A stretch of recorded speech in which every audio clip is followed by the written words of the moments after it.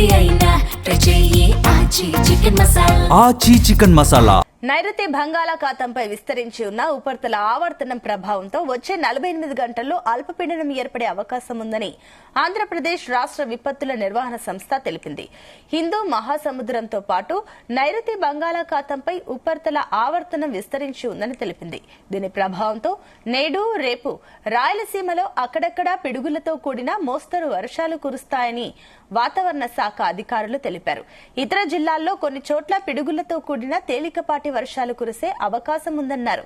ఉరుములతో కూడిన వర్షం పడేటప్పుడు ప్రజలు చెట్ల కింద ఉండవద్దని అప్రమత్తంగా ఉండాలని సూచించారు.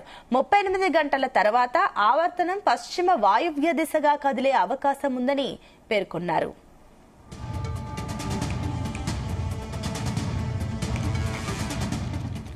ఇదే అంశానికి సంబంధించి మరిన్ని డీటెయిల్స్ మా కరెస్పాండెంట్ రామచంద్ర అందిస్తారు. రామచంద్ర. Good morning Sunitha. బంగాళాఖాతంలో ఏర్పడిన అల్పపీడన ప్రభావంతో ఆంధ్రప్రదేశ్ లో నేటి నుండి రాబోయే 3 రోజుల పాటు వర్షాలు పడే అవకాశం ఉంది. ప్రధానంగా దక్షిణ కోస్తా రాయలసీమ జిల్లాల్లోని పలు ప్రాంతాల్లో ఉరుములు మెరుపులతో కూడినటువంటి మోస్తరు నుండి భారీ వర్షాలు కురుస్తాయని వాతావరణ శాఖ అంచనా వేస్తోంది.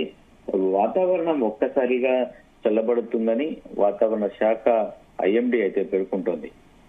ముఖ్యంగా నెల్లూరు, ప్రకాశం, చిత్తూరు, వైఎస్ఆర్ కడప, అనంతపురం, శ్రీ సత్యసాయి జిల్లాల్లో వర్షాల ప్రభావం ఎక్కువగా ఉండే అవకాశం ఉంది. అలాగే నేటి నుండి 23వ తేదీ వరకు కూడా రాష్ట్ర వ్యాప్తంగా ముఖ్యంగా దక్షిణ కోస్తా మరియు రాయలసీమలో వర్షాలు కురుస్తాయని వాతావరణ సూచనలు అయితే చెబుతున్నాయి. కొన్ని ప్రాంతాల్లో 15 నుండి 65 మిల్లీమీటర్ల వర్షపాతం కూడా నమోదయ్యే అవకాశం ఉందని చెప్పి కూడా వాతావరణ శాఖ హెచ్చరిస్తోంది.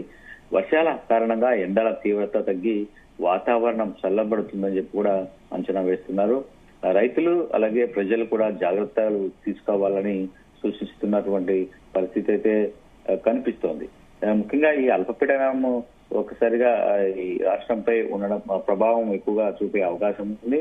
ఈ నేపథ్యంలోనే రాష్ట్రంలో పలు ప్రాంతాల్లో మోస్తరు నుంచి భారీ వర్షాలు కూడా కురిసే అవకాశం ఉందని చెప్పి కూడా చెప్తున్నటువంటి పరిస్థితి. పిడుగులతో కూడినటువంటి మోస్తరు వర్షాలు కూడా పడతాయని చెప్పి కూడా చెప్తున్నటువంటి ఆవర్తన ప్రభావంతో రాబోయే 48 గంటల్లో అల్పపీడనం ఏర్పడే అవకాశం ఉందని రాష్ట్ర విపత్తుల నిర్వహణ సంస్థ అధికారులు కూడా అంచనా వేసినటువంటి పరిస్థితి కనిపించింది.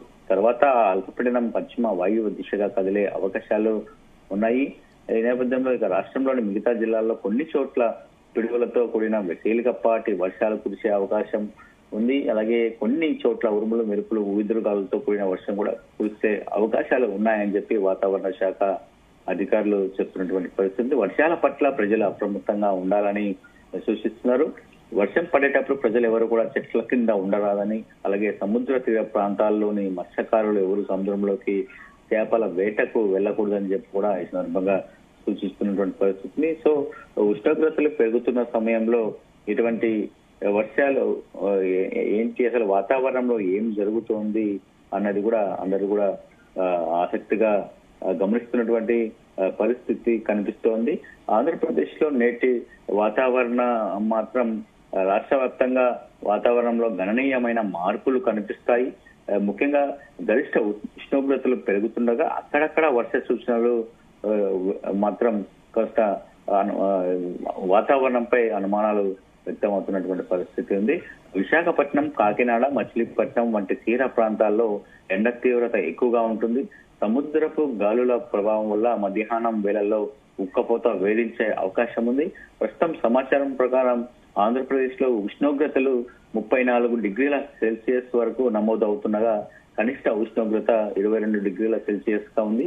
ప్రస్తుతం ఆకాశం నిర్మలంగా ఉంది. అయితే గరిష్ట ఉష్ణోగ్రత 34 డిగ్రీల సెల్సియస్, కనిష్ట ఉష్ణోగ్రత 22 డిగ్రీల సెల్సియస్.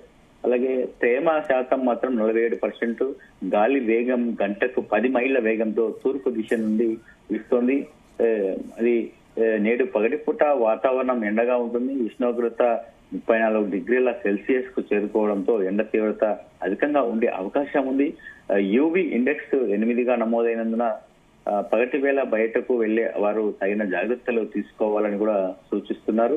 పగటిపూట వర్షం కురిసే అవకాశం తక్కువగా ఉందని చెప్తున్నారు. రాత్రి సమయంలో వాతావరణం పాక్షికంగా మేఘావృతమై ఉంటుంది. ఉష్ణోగ్రత 22 డిగ్రీల సెల్సియస్ కు పడిపోవడంతో వాతావరణం కొంత చల్లబడుతుంది. అయితే రాత్రి వేళ తేలికపాటి వర్షం కురిసే అవకాశం 10% వరకు ఉంది. గాలి ప్రధానంగా తూర్పు దిశ నుండి వీస్తుంది. రాష్ట్రంలోని తీర ప్రాంతాల్లో తేమ శాతం అధికంగా ఉండే అవకాశం ఉంది. ఇది కొంత ఉక్కపోతలకు దారితీయవచ్చు. ప్రస్తుతం వాతావరణంలో తేమ 47% గా ఉంది. ఉదయం సమయంలో వాతావరణం ఆహ్లాదకరంగా ఉన్నప్పటికీ మధ్యాహ్నం సమయానికి ఈ ఉష్ణోగ్రతలు పెరిగి వేడిగా ఉన్నటువంటి పరిస్థితి అయితే కనిపిస్తోంది. మరి మొత్తానికి ఈ పిడుగులతో కూడినటువంటి వర్షం వస్తుంది అంటున్నారు, కానీ అది ఇంత మేరకు వస్తుంది? ఒకవేళ కొన్ని ప్రాంతాలకి అది పరిమితం అవుతుందా, లేదంటే ఏ గ్రామీణ ప్రాంతాల్లో, కొండ ప్రాంతాల్లో ఈ పిడుగులు పడతాయా, చెట్లు ఎక్కువగా ప్రాంతాల్లో అనేది కూడా వాతావరణ శాఖ అయితే అంచనా వేయలేకపోతుంది. ఏదేమైనప్పటికీ ప్రజలు అలాగే రైతులు అందరూ కూడా అప్రమత్తంగా ఉండాల్సినటువంటి అవసరం ఉంది. చెట్ల కింద ఎవరు ఉండకుండా దానికి సంబంధించినటువంటి ఇళ్లలోనే ఉండాలి. అలాగే చెట్ల కిందకి వెళ్లేవారు జాగ్రత్తగా ఉండాల్సినటువంటి అవసరం ఉందని చెప్పి కూడా వాతావరణ శాఖ అయితే సూచిస్తోంది. సునీత, అయితే ఇప్పుడు ప్రత్యేకించి అటు రైతులకు కానీ మత్స్యకారులకు కానీ ఏమైనా సూచనలు జారీ చేస్తుందా వాతావరణ శాఖ? రైతులకు ఏదైతే పొలాల దగ్గర పనులు చేసుకుంటూ వ్యవసాయం చేసుకుంటున్నటువంటి రైతులకు మాత్రం చెప్తున్నారు, ఈ వర్షం పడినప్పుడు మాత్రం ఈ చెట్ల కింద ఎవరు ఉండకూడదు. ఎందుకంటే పిడుగులు ఎక్కడ పడతాయో ఆకర్షణ ఎక్కడ ఉంటుందో తెలియదు. కాబట్టి పిడుగులు పడే అవకాశం ఉన్న నేపథ్యంలో చెట్ల కింద ఉండకుండా ఏదైనా మంచి గృహావాసాలు కావచ్చు, లేదంటే ఇంకా వేరే పునరావాసాలకు సంబంధించిన ఏమైనా ఉంటే అక్కడే తలదాచుకొని ఉండాలి. చెట్ల కింద మాత్రం ఎక్కువగా ఉండద్దు అనేది అయితే సూచిస్తారు. అలాగే మత్స్యకారులు కూడా సముద్రంలో వేటకు వెళ్లకుండా ఉంటేనే మంచిది అని చెప్పి కూడా చెప్తున్నటువంటి ప్రశ్న. ఎందుకంటే సముద్ర తీర ప్రాంతాల్లో పూర్తి స్థాయిలో వాతావరణం మారే అవకాశం ఉంది. అటు గాలులు కూడా వీచే అవకాశం ఉంది. చలిగాలులు ఎక్కువగా ఉండే అవకాశం ఉందని చెప్తున్నారు. సో రైతులకు, మత్స్యకారులకు ప్రభుత్వం మాత్రం సూచనలు చేసినటువంటి పరిస్థితి ఉంది. జాగ్రత్త ఉండాలని చెప్పి కూడా చెప్తున్నారు. Right, thank you Ramachandra.